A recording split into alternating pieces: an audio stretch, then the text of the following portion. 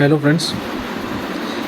So today we are going to discuss about dielectric polarization and parallel plate capacitor with dielectric. तो इस lecture के अंदर में मैं आपको डाइलेक्ट्रिक्स के बारे में कुछ बताने वाला हूँ. डाइलेक्ट्रिक्स किसे कहते हैं, डाइलेक्ट्रिक पोलराइजेशन क्या होता है, polar and non polar molecules पर इलेक्ट्रिक फील्ड जो कि एक्सटर्नली अप्लाई किया जाता है उसका इफ़ेक्ट क्या होता है, और हम लोग फिर लास्ट में फाइनली डिराइव करेंगे expression for the parallel plate capacitor with dielectric.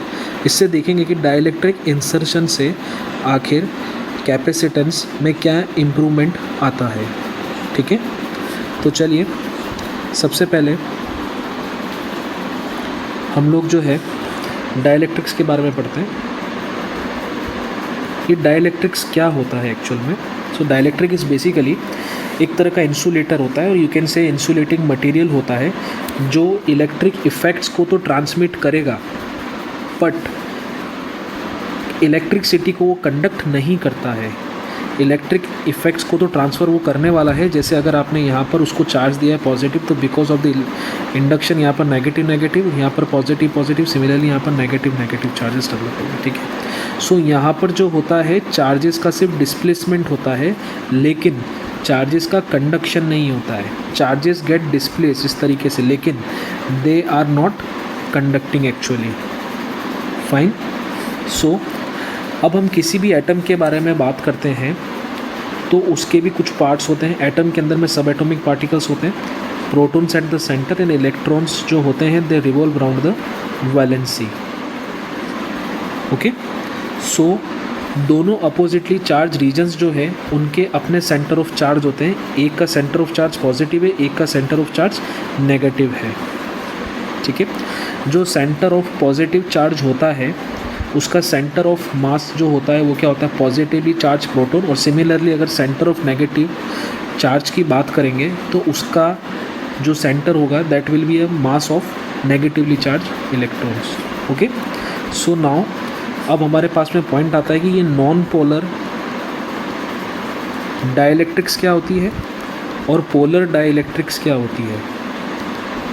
Okay, C non polar सबसे पहले एग्जांपल्स में आते हैं. नॉन पोलर अगर हम लोग डाइलेक्ट्रिक्स की बात करते हैं तो यहाँ पर हाइड्रोजन होता है, यहाँ पर नाइट्रोजन होता है. फाइन, यहाँ पर ऑक्सीजन होता है. आप एक चीज़ को ऑब्जर्व करना, जब भी हम इसका स्ट्रक्चर को ड्रॉ करेंगे तो वो बेहद ही एकदम सिमेट्रिकली अरेंज स्ट्रक्चर होता है. जैसे ये आपका नॉन पोलर मॉलिक्यूल है.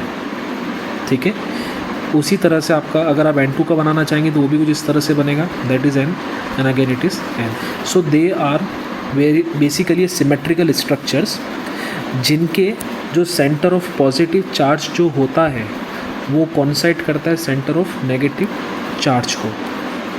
Okay, main thing is that the positive charges always coincides with the centre of negative charge. इनका जो डाइपोल मूवमेंट होता है, इनका डाइपोल मूवमेंट जो होता है वो बेसिकली ज़ीरो होता है. Okay, in a normal state and they are very symmetrical in shape. ठीक है, second point is about the polar dielectrics. तो पोलर डाइलेक्ट्रिक्स क्या होते हैं. पोलर डाइलेक्ट्रिक्स की बात करेंगे तो इसके अंदर में हम लोग HCl को देख पाएंगे. यहाँ पर हमारे पास में वाटर होता है. बेसिकली ये असिमेट्रिकल स्ट्रक्चर होता है, लेकिन इन लोगों का कुछ ना कुछ डाइपोल मूवमेंट होता है. They have the permanent dipole movement. इन लोगों का जो डाइपोल मूवमेंट होता है they have the permanent dipole movement. Okay, so हम लोग पहले ये जान लेते हैं कि डाइपोल मूवमेंट होता क्या है. मैंने प्रीवियस स्लाइड्स के अंदर में भी एक्सप्लेन किया डाइपोल मूवमेंट के बारे में. Basically it shows the strength of the electric dipole. Dipole का मतलब क्या होता है, दो चार्जेस जिसको हमने सेपरेट किया है by a small distance. We can consider as a D और we can write it as a 2A. ठीक है, एक तरह का ये वेक्टर क्वांटिटी होता है. ओके, सो अगर हम अगर हम लोग पोलर मॉलिक्यूल स्ट्रक्चर की बात करते हैं तो पोलर मॉलिक्यूल स्ट्रक्चर के अंदर में बेसिकली कैसा होता है, देयर असिमेट्रिक होता है. जैसे इस प्रकार से देखिएगा आप, ये कुछ इस प्रकार का होता है. यहाँ पर आपका Cl है और यहाँ पर आपका H है.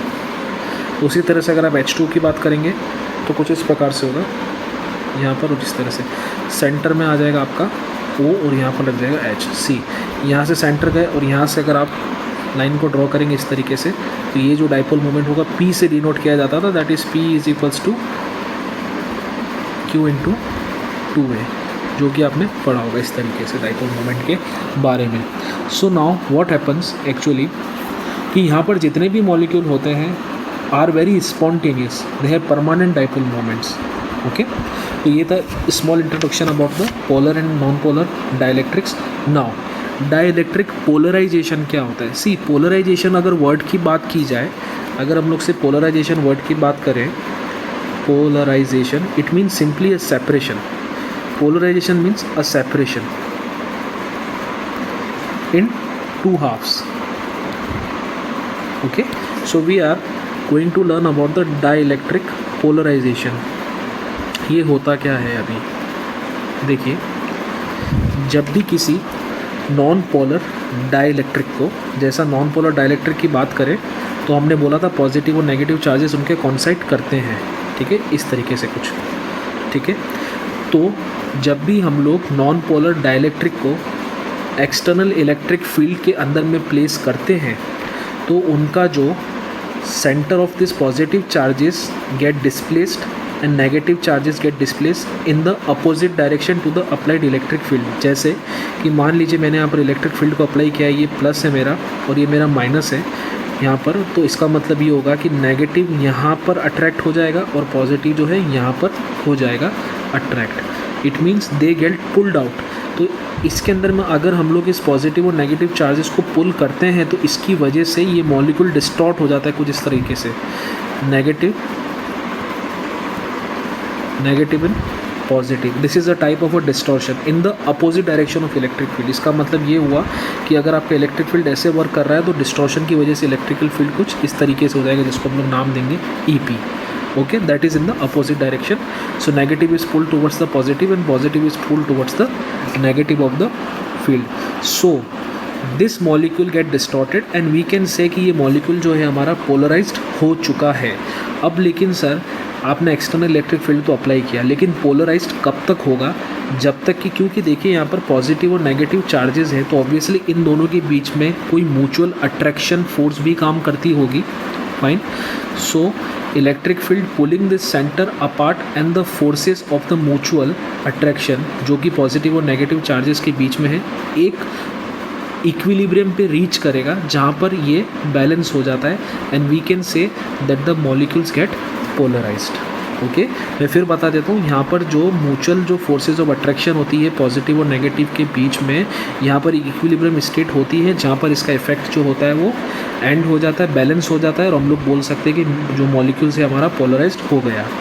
ओके, सो अब दूसरा, ये तो हमने बात किया था कि जब हम लोग किसी नॉन पोलर मॉलिक्यूल को प्लेस करते हैं तो उसी तरह से यहाँ पर हम लोग इस बार पोलर मॉलिक्यूल को प्लेस कर रहे हैं, पोलर मॉलिक्यूल को। ओके, सो व्हाट हैपन, यहाँ पर होता है कि अगर हम लोग किसी भी डाइलेक्ट्रिक, जो डाइलेक्ट्रिक है with a polar molecules, if they are placed in the electric field, a net dipole moment will be developed, but कुछ डिफरेंट रीज़न की वजह से होगा। मैं आपको उसका स्ट्रक्चर समझाता हूँ। देखिए कैसे होता है कि जब हम लोग किसी डाइलेक्ट्रिक की बात करते हैं उसमें पोलर मॉलिक्यूल्स है, तो पोलर मॉलिक्यूल्स का शेप कुछ इस तरीके से होता है। ये देखिए, सी दे आर रैंडमली ओरिएंटेड, ये सब जो है रैंडम ओरिएंटेशन है, इन सब का रैंडमली ओरिएंटेशन। और ये किसकी वजह से होता है? Because of the thermal agitation की वजह से। इसलिए हम लोग बोलते हैं कि नेट डाइपोल मोमेंट इसका ज़ीरो होता है। जो डाइपोल मोमेंट इसका मानते हैं हम लोग, नेट जो मानते हैं वो ज़ीरो होता है, क्योंकि दे आर रैंडमली ओरिएंटेड। अभी तक ये किसी पर्टिकुलर डायरेक्शन में ओरिएंट नहीं हुए हैं, इसलिए हम लोग इसको बोलते हैं randomly oriented. Okay, when they are summed up in a particular direction, then we can say कि some amount of a dipole moment is developed, और उसी को हम लोग बोलते हैं polarized। जैसे जब हमने इलेक्ट्रिक फील्ड को अप्लाई यहाँ पर नहीं किया था तो इस तरह के साथ, लेकिन जैसे ही मैं इलेक्ट्रिक फील्ड को इस पर अप्लाई करता हूँ, when electric field is not equals to zero external electric field, तो यहाँ पर क्या होता है कुछ इस तरीके से। यहाँ पर देखिए, they are lined up in the direction to the electric field, इसका मतलब इसके ऊपर में कोई ना कोई टॉर्क अप्लाई किया गया है जिसकी वजह से ये रोटेट हो जाता है, and they are lined up to the electric field, जिसकी वजह से उसका डायरेक्शन कुछ इस तरीके से हो जाता है। Okay, so the extent of polarization जो है डिपेंड करता है म्यूचुअली अपोजिंग फोर्सेस के ऊपर में। अगर applied electric field tends to align the dipole with the field and the thermal energy जो होती है यहाँ पर उसको डिसरप्ट करने का काम करती है। देखिए पिछले केस में मैंने आपसे बताया था कि वहाँ पर म्यूचुअल फोर्सेज ऑफ अट्रैक्शन थी वो बैलेंस हो जाती, लेकिन यहाँ पर भी तो कोई ना कोई फोर्स होगी। तो यहाँ पर हमारे पास में जो है वो है थर्मल एनर्जी। थर्मल एनर्जी क्या करती है, इसको डिसरप्ट करने का काम करती है, और इलेक्ट्रिक फील्ड इसको क्या करता है, लाइन अप करने का काम करता है। So applied external electric field tries to align up the dipole with field and thermal energy tied to disrupt. Okay, so shows how the dielectric develops a net dipole moment. इस तरीके से यहाँ पर डाइलेक्ट्रिक डेवलप किया जाता है। अगर हम लोग पोलर मॉलिक्यूल्स की बात करते थे, नॉन पोलर की बात करते थे, अगर हम लोग नॉन पोलर की बात करते तो नॉन पोलर में क्या होता था बेसिकली कि देखिए यहाँ पर जैसे आपने बोला कि यहाँ पर नेगेटिव पॉजिटिव, यहाँ पर नेगेटिव, सी यहाँ पर म्यूचुअल अट्रैक्शंस हैं यहाँ पर पॉजिटिव और नेगेटिव चार्जेस के अंदर में। ओके, लेकिन जैसे हम लोग डाइलेक्ट्रिक फील्ड इसके अंदर में एक्सटर्नल इलेक्ट्रिक फील्ड अभी जीरो था, जैसे एक्सटर्नल इलेक्ट्रिक फील्ड हम लोग अप्लाई करते थे तो क्या रहता था, this positive and negative charges get displace like this, negative positive, इस तरीके से कुछ डिस्प्लेसमेंट हो जाता था। Okay, so the dipole movement parallel to the external field and they are proportional to it, they depends on the external field के ऊपर में ये डिपेंड करता है। अब हम लोग अगला टॉपिक देखते हैं। ठीक है, अगला टॉपिक हमारा ऐसा रहता है कि डाइलेक्ट्रिक कांस्टेंट क्या होता है। डाइलेक्ट्रिक कांस्टेंट एक बहुत ही इंपॉर्टेंट नोमेनक्लेचर है जिसकी वजह से ही हम लोग आगे एक्सप्रेशन जो है वो डिराइव कर पाएंगे। तो डाइलेक्ट्रिक कांस्टेंट क्या होता है, लेट अस कंसीडर कि हमारे पास में एक डाइलेक्ट्रिक मटेरियल है। ओके, इसको हमने इलेक्ट्रिक फील्ड में प्लेस किया गया। इलेक्ट्रिक फील्ड का डायरेक्शन कुछ इस प्रकार से है। ओके, एक्सटर्नल इलेक्ट्रिक फील्ड इसलिए इसका नाम E0 रखा गया है यहाँ पर।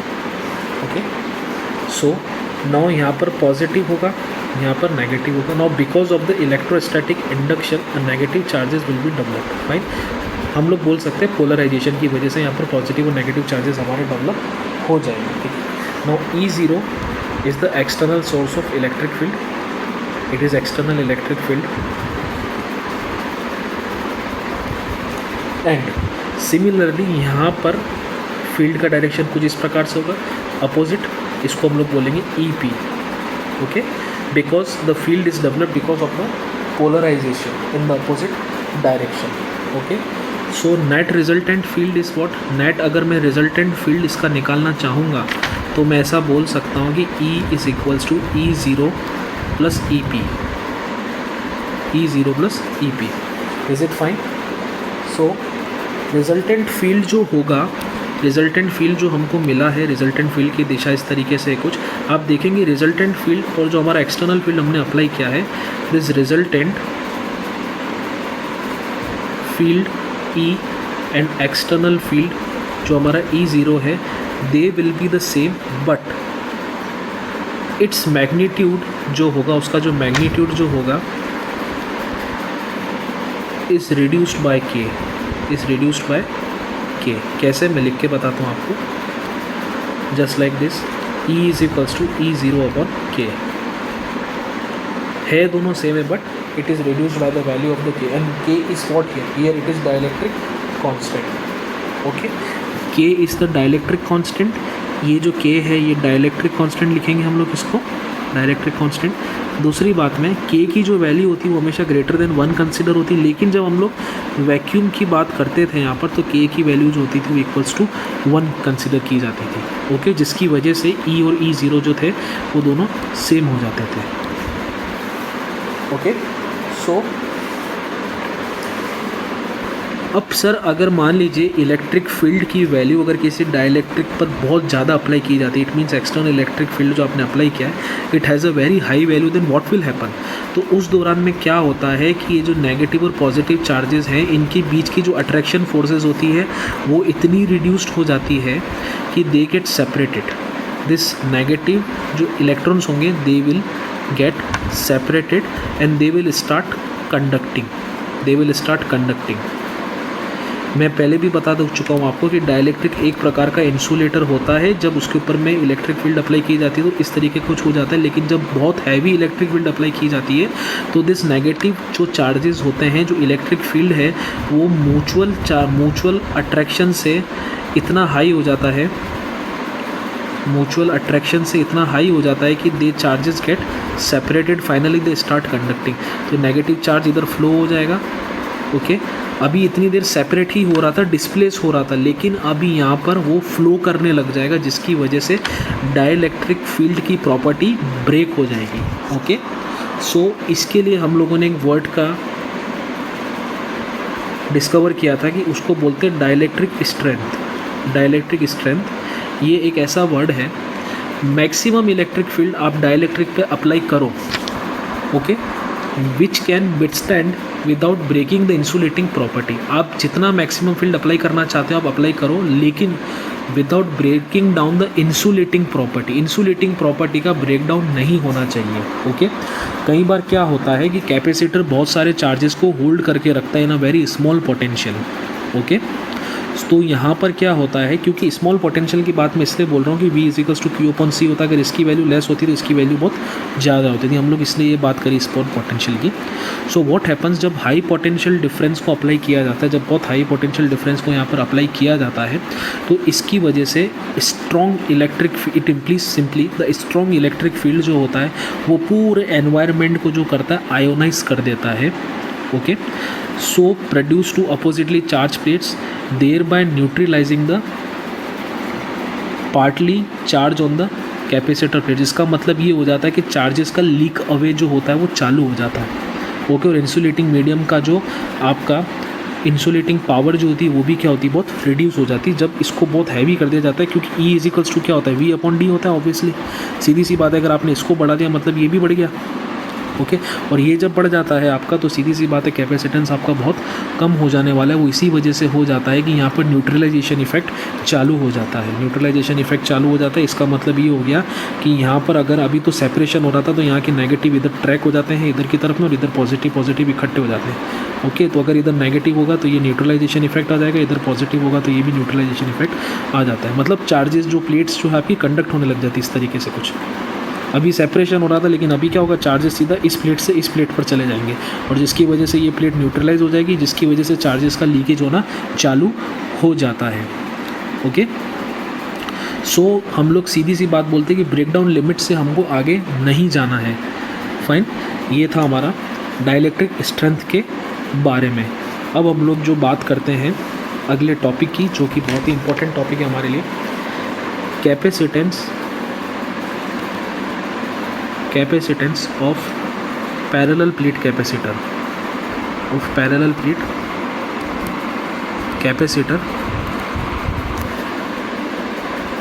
with a dielectric slab। देखिए, इससे पहले हमने कैपेसिटेंस के एक्सप्रेशन को डिराइव किया था, लेकिन उस दौरान में हमने सिर्फ वैक्यूम को कंसिडर किया था। ओके, जिसकी वजह से हमें एक एक्सप्रेशन मिला था C0=A/0 ये हमने प्रीवियस स्लाइड्स के अंदर में एक्सप्रेशन को डिराइव किया था, जहाँ पर हमने ये कंसीडर किया था कि consider a capacitance of a parallel plate capacitor like this, okay, with a plate area of A and the separation is between them A। यहाँ पर हमने वैक्यूम को कंसीडर किया था, जिसकी वजह से K का वैल्यू हमारा 1 था, तो यहाँ पर K का इन्वॉल्वमेंट नहीं किया गया था। Okay, and they are separated, so this is the value.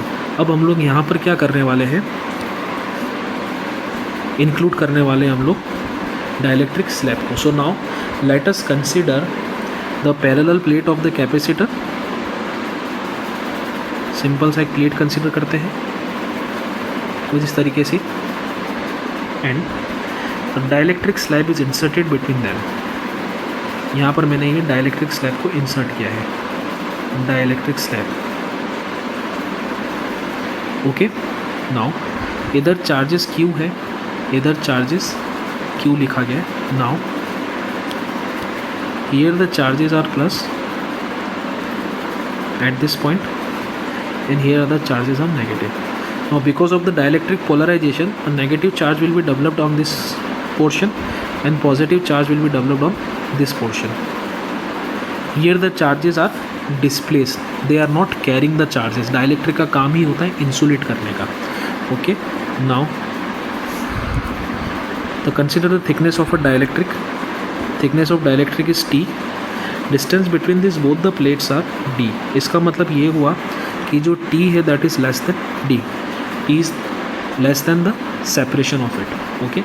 Now we have applied the external electric field. तो क्या होगा, इस तरह से कुछ डायरेक्शन होगा. External electric field E0. Okay. Now because of the polarization एक फील्ड डेवलप होगा जिसका नाम रखा हमने EP is the polarization field. So the net field is क्या है, एक का डायरेक्शन इस तरीके से और एक का डायरेक्शन कुछ इस तरीके से. तो एक्सटर्नल तो इस तरीके से जा रहा है और इंटरनल जो पोलराइजेशन की वजह से फील्ड डेवलप हुआ है वो इस तरीके से है.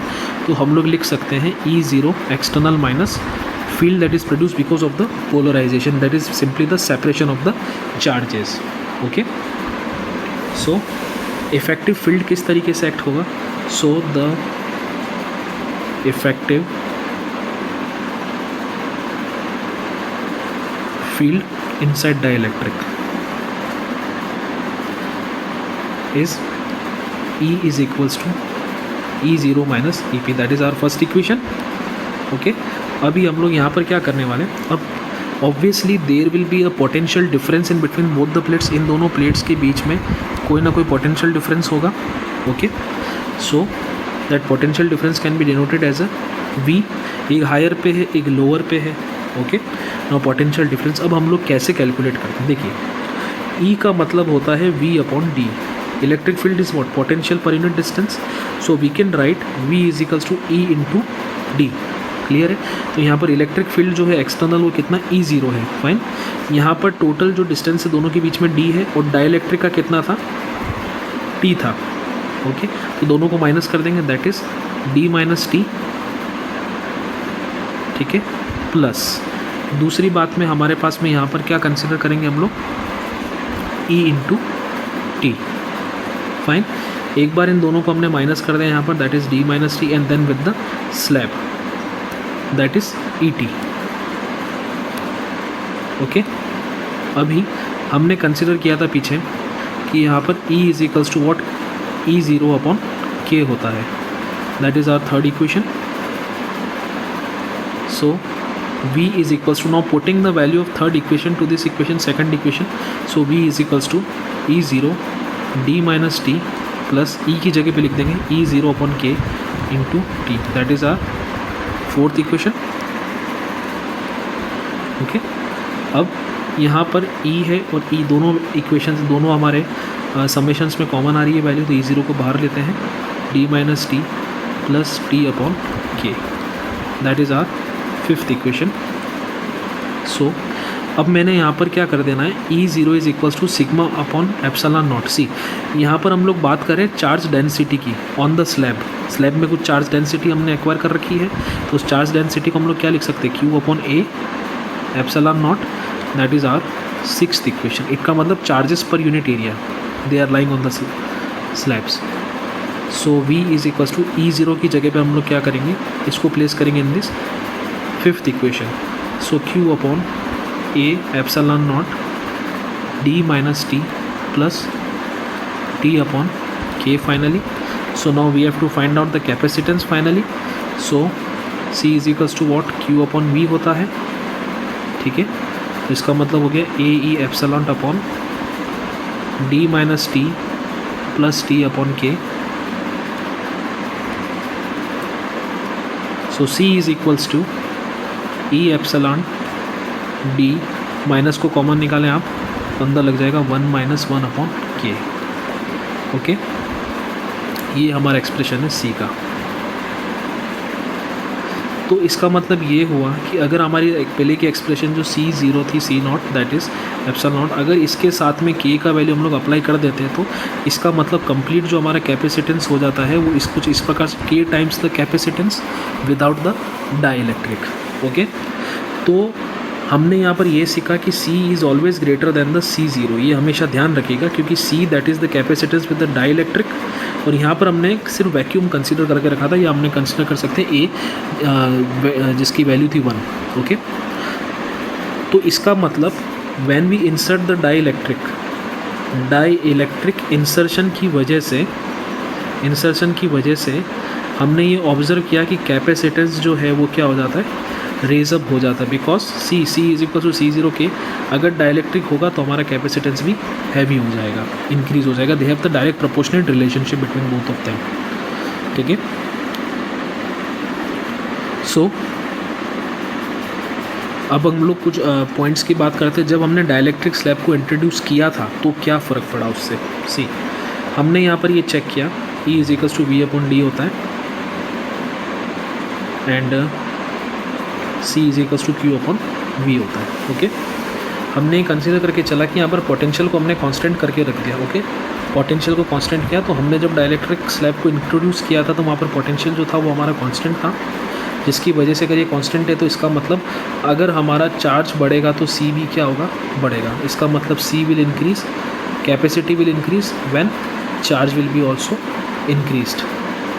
Okay, the same time electric field अगर हमारा डिक्रीज़ हो जाता है, यहाँ पर इलेक्ट्रिक फील्ड डिक्रीज़ होता है और यहाँ पर हमारा एनर्जी यूज होता है वो इंक्रीज़ होता है, क्योंकि U is equals to what, half CV²। It means if this is increase it mean this will be also increased. Okay, energy का डायरेक्ट रिलेशनशिप कैपेसिटी से हो गया। अगर कैपेसिटी बढ़ गया तो आपका स्टोरेज करने का जो एनर्जी होता है वो भी बढ़ जाता है। लेकिन ये हमने ये this conditions are considered during the case when the battery is connected, when battery is connected across the capacitor. ठीक है, ये केस कब अराइज होगा, जब बैटरी हमने कनेक्ट कर रखा होगा यहाँ पर कैपेसिटर के अंदर में कुछ इस प्रकार से कि ये हमारा कैपेसिटर और यहाँ पर हमने बैटरी को कनेक्ट किया हुआ है, ये positive negative.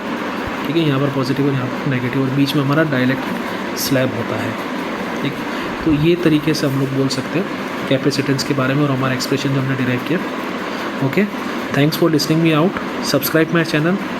If you like the video, press the like button. Thanks a lot.